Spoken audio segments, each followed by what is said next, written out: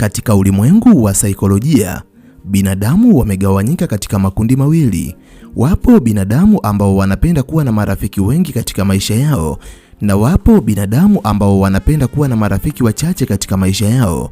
Katika ulimwengu wa saikolojia, binadamu wanaopenda kuwa na marafiki wengi kwenye maisha yao wana sifa na tabia zao, lakini pia binadamu ambao wanapenda kuwa na marafiki wachache katika maisha yao wana sifa pamoja na tabia zao. Ndani ya video hii nitakwenda kukuambia saikolojia ya binadamu ambao wanapenda kuwa na marafiki wachache katika maisha yao.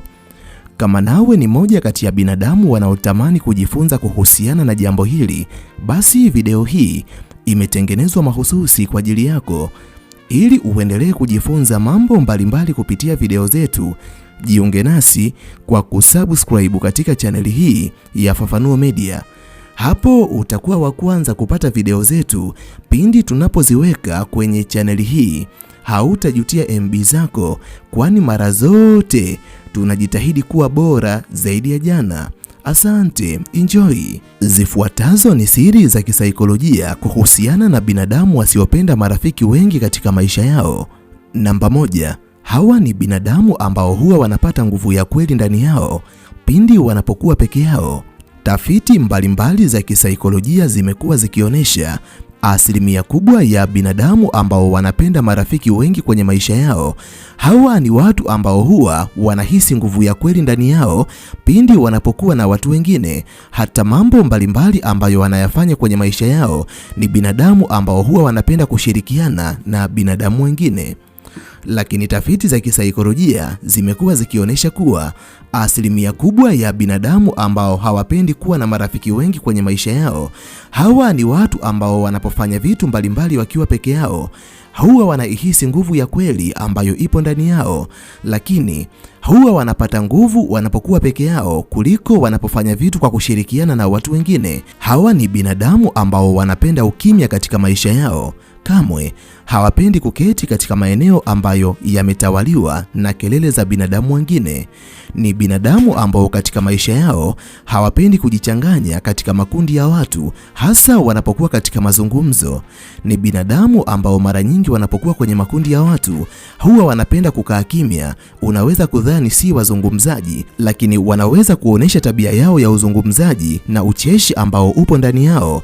Pale wanapokuwa na binadamu wachache ambao wamewazoea, mara nyingi wanapokuwa kwenye makundi makubwa ya watu, ni binadamu ambao huchagua kukaa kimya kuliko kuzungumza, na ndio maana asilimia kubwa ya binadamu wanaweza wakawatafsiri binadamu wa kundi hili kama watu wanaojisikia, kwa sababu si binadamu ambao wanapenda kuongea, hasa kuchangia mada katika vitu ambavyo haviwahusu. Mara nyingi wanaweza kuzungumza pale wanapolazimika kuzungumza kwa sababu aidha wameulizwa jambo ambalo wanalazimika kulijibu. Namba 2 ni binadamu ambao wanapenda kuthamini ubora kuliko idadi. Katika dunia ambayo tunaishi mimi na wewe, asilimia kubwa ya binadamu wana kawaida ya kuthamini idadi kuliko ubora, na ndio maana watu wengi hata wanapoenda katika maduka mbalimbali, wanapoenda kufanya manunuzi, duka ambalo ukienda na pesa kidogo utapewa bidhaa nyingi litapendwa na asilimia kubwa ya wanadamu kuliko duka ambalo utaenda na pesa nyingi alafu ukapewa bidhaa kidogo. Watu wengi hawana kawaida ya kuangalia ubora wa bidhaa ambazo wanapewa, lakini wengi wao wanapenda kuangalia idadi ya bidhaa ambazo wanapewa. Tabia hii ya kuthamini ubora kuliko idadi ni moja kati ya hulka ambayo inawatofautisha binadamu wasiopenda kuwa na marafiki wengi na binadamu wengi, kwani hata wanapofanya uchaguzi wa watu wa kuambatana nao katika safari ya maisha, huwa ni binadamu ambao wanafanya uchunguzi wa kina ili kuweza kubaini ikiwa binadamu hao wataendana nao katika safari yao ya maisha au la.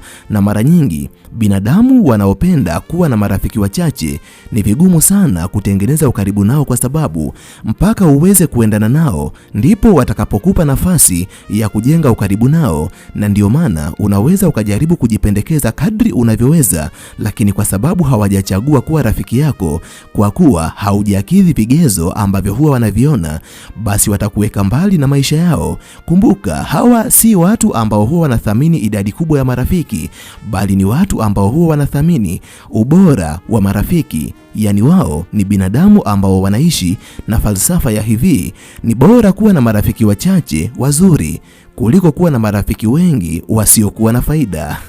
Namba 3, hawa ni binadamu wenye uwezo mkubwa wa kutafakari mambo kiundani kuliko binadamu wengine. Moja kati ya mambo ambayo unatakiwa kuyajua na kuyaweka akilini, asilimia kubwa ya binadamu ambao wanapenda kuwa na marafiki wengi kwenye maisha yao, hawa ni binadamu ambao wakati mwingine huwa wanakuwa na utegemezi wa fikra na mawazo kwa marafiki zao. Lakini binadamu wanaopenda kuwa na marafiki wachache kwenye maisha yao, hawa ni watu ambao wanayaamini sana mawazo yao ya ndani. Na jambo hili hupelekea wawe watu ambao wanapenda kutathmini na kutafakari mambo mbalimbali kiundani zaidi. Kitendo cha kuwa watu wa kupenda kutathmini vitu kwa undani hupelekea wawe na uwezo mkubwa wa kutafakari na kuchambua vitu mbalimbali katika maisha yao kuliko binadamu wengine, kwani binadamu hawa kabla ya kufanya chochote katika maisha yao ni watu ambao huwa wanapenda kufanya uchunguzi wa ndani kabisa ili wajue kama maamuzi ambayo wanakwenda kuyafanya yatakuwa na manufaa katika maisha yao ama hayatakuwa na manufaa katika maisha yao. Huwa si watu wa kukurupuka pale wanapotaka kufanya maamuzi, na mara nyingi hawa ni binadamu ambao wanapenda kufanya vitu kimya kimya, pamoja na ufanyaji wa mambo ya kimya kimya, lakini chochote ambacho wanakifanya kwenye maisha yao huwa wameshakifanyia tathmini ya kina. Hivyo binadamu wa kundi hili hufanikiwa sana katika maamuzi kwa sababu ni watu ambao wanapenda kutafakari kwa kina juu ya maamuzi ambayo wanakwenda kuyafanya. Hebu niambie, wewe unapotaka kufanya maamuzi ni kitu gani ambacho huwa unakizingatia? Je, ni hisia ambazo zipo ndani yako ama huwa unazingatia mantiki ambayo ipo katika ulimwengu halisi? Namba 4, hawa ni binadamu ambao huwa wanaishi na binadamu wengine kwa tahadhari ya hali ya juu. Moja kati ya sifa ambayo unatakiwa kuijua kuhusiana na binadamu wasiopenda kuwa na marafiki wengi kwenye maisha yao, huwa ni waangalifu sana wanapotaka kutengeneza ukaribu na mtu fulani. Huwa lazima wafanye uchunguzi yakinifu ili waweze kujua ikiwa mwanadamu ambaye wanakwenda kutengeneza naye ukaribu ni sahihi au la. Kwa sababu ya kitendo cha uchunguzi wao wa kina, huwa ni binadamu ambao hujikuta wakiwaweka watu wengi mbali na maisha yao na kuchagua kuwa karibu na watu wachache tu katika maisha yao, kwa sababu ni binadamu ambao wanapofanya uchunguzi wanakuja kugundua asilimia kubwa ya binadamu ambao wanakutana nao kwenye safari yao ya maisha si watu sahihi ambao wanatakiwa kuwaweka karibu na maisha yao, lakini wanachokuja kugundua ni kuwa binadamu wachache katika wengi ndio wenye sifa ya kuwaweka karibu na maisha yao. Kwa sababu hiyo, hawa ni binadamu ambao huwa wanapenda kuchukua tahadhari wanapoishi na binadamu wengine, kwa sababu ni watu wanaoogopa usaliti katika maisha yao. Hawa ni binadamu ambao wanapotengeneza ukaribu na mtu fulani, huwa wanapenda ukaribu huo uwe wa ukweli. Hawapendi ukaribu uliotawaliwa na unafiki ndani yao, kwa sababu ni binadamu wanaoumizwa sana wanaposalitiwa. Lakini ni binadamu ambao wanahofia sana maneno ya kusambaa, ndio maana huwa wanachagua baadhi ya watu ambao hawawezi kuwapakazia vitu ambavyo si vya ukweli. Lakini ni binadamu ambao huwa wanaogopa kuvunjwa moyo na wanadamu wengine, kwa kuwa wanajua wazi asilimia kubwa ya binadamu wanaweza kuvunja moyo wako muda wowote endapo utawaweka karibu na maisha yako. Hivyo ni binadamu wanaopenda kuchukua tahadhari dhidi ya binadamu wengine. Namba 5 ni binadamu wanaojiamini bila kutegemea uwepo wa binadamu wengine katika maisha yao. Tafiti mbalimbali za kisaikolojia zimekuwa zikionyesha asilimia kubwa ya binadamu ambao wanapenda kuwa na marafiki wengi katika maisha yao ni kwa sababu hawaamini katika uwezo wao binafsi. Watu wengi wanaopenda marafiki wengi katika maisha yao huwa wanaamini ili jambo kubwa liweze kutendeka katika maisha yao ni lazima wapewe msaada na watu wengine. Kwa sababu ya saikolojia hii ambayo ipo ndani ya binadamu ambao wanapenda kuwa na marafiki wengi katika maisha yao, watu hawa wanapokuwa peke yao huwa wanahisi hawawezi kufanya mambo kwa ufasaha na kwa utimilifu kama wanapokuwa na watu wengine. Hawawezi kujiamini kabisa. Lakini tafiti za kisaikolojia zimekuwa zikionyesha asilimia kubwa ya binadamu wasiopenda kuwa na marafiki wengi katika maisha yao, hawa ni watu wenye imani kubwa ndani yao.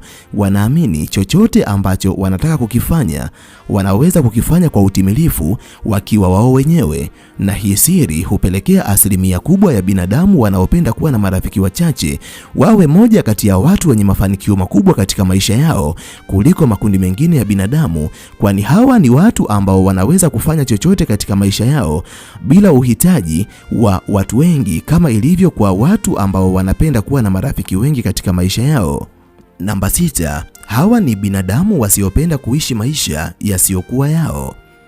Kwenye ulimwengu ambao tunaishi mimi na wewe, kutokana na sababu mbalimbali, wapo baadhi ya binadamu ambao huamua kuishi maisha yasiyokuwa yao, pengine kwa sababu ya mitazamo ya watu wengine au maoni ya watu wengine. Asilimia kubwa ya binadamu, chochote ambacho wanataka kukifanya katika maisha yao huwa wanafikiria, hivi watu wengine watanionaje?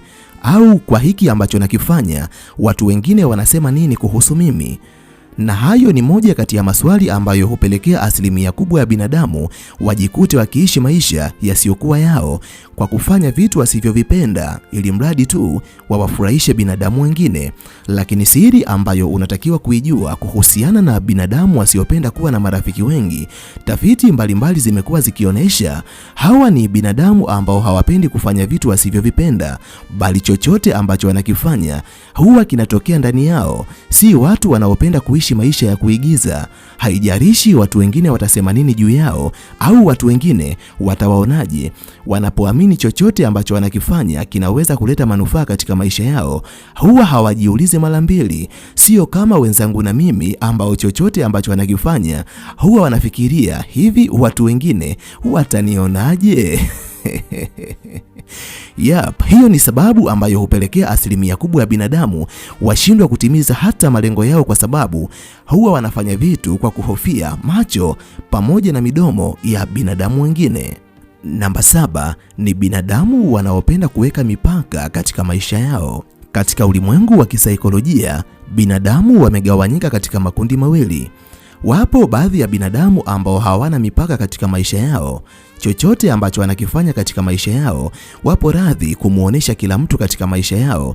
Ni watu ambao wanaweza kumruhusu kila mwanadamu ambaye wanakutana naye katika safari yao ya maisha aweze kuwazoea na kujua mengi ambayo yanaendelea katika maisha yao. Lakini tafiti mbalimbali za kisaikolojia zimekuwa zikionyesha asilimia kubwa ya binadamu ambao hawapendi kuwa na marafiki wengi ni watu ambao wanapenda kuweka mipaka katika maisha yao. Si binadamu ambao wanapenda kuonesha kila kitu ambacho kipo ndani ya maisha yao, na ndio maana wanaweza wakawa wanapitia vitu fulani katika maisha yao, lakini hawawezi kumshirikisha kila mtu ambaye wanakutana naye. Wanaweza wakawa na watu wachache ambao wanaweza kuwashirikisha vitu mbalimbali ambavyo vinaendelea katika maisha yao, na si kila mtu. Na ndio maana wakati mwingine binadamu hawa wanaweza wakawa wanapitia magumu fulani, lakini kwa sababu ya usiri wao na mipaka ambayo wamejiwekea kwenye maisha yao, watu wengi wasiweze kujua mapito ambayo wanapitia katika safari yao ya maisha. Ninakushauri nawe, kama ni moja kati ya wanadamu ambao wanatamani kuwa na amani kwenye maisha yao, basi penda kujiwekea mipaka katika maisha yako, kwani kitendo cha kuvunja mipaka na kuruhusu kila mtu ajue undani wa maisha yako, utawaruhusu maadui ambao hawapendi mafanikio yako waweze kujua siri za udhaifu wako, na kwa sababu hiyo wataweza kukuwekea vikwazo ushindwe kutimiza malengo ambayo unatamani kuyatimiza katika maisha yako. Namba 8 ni binadamu wenye uwezo mkubwa wa kugundua hisia za binadamu wengine kuliko makundi mengine ya wanadamu. Tafiti mbalimbali zimekuwa zikionyesha wapo baadhi ya binadamu ambao ili waweze kujua ni hisia gani ambazo zipo ndani yako ni lazima uwathibitishie kwa maneno, lakini wapo baadhi ya watu ambao wakikutazama machoni wanaweza wakajua mengi ambayo yanaendelea ndani yako. Basi kwa mujibu wa tafiti mbalimbali za kisaikolojia, imekuwa ikibainika kuwa asilimia kubwa ya binadamu wasiopenda kuwa na marafiki wengi katika maisha yao wana uwezo mkubwa wa kuisoma akili ya mwanadamu mwingine. Unapokutana nao, unavyozungumza, aina ya maneno ambayo unayatumia na tone variation ambayo unaitumia, wanaweza wakajua hisia zako za ndani.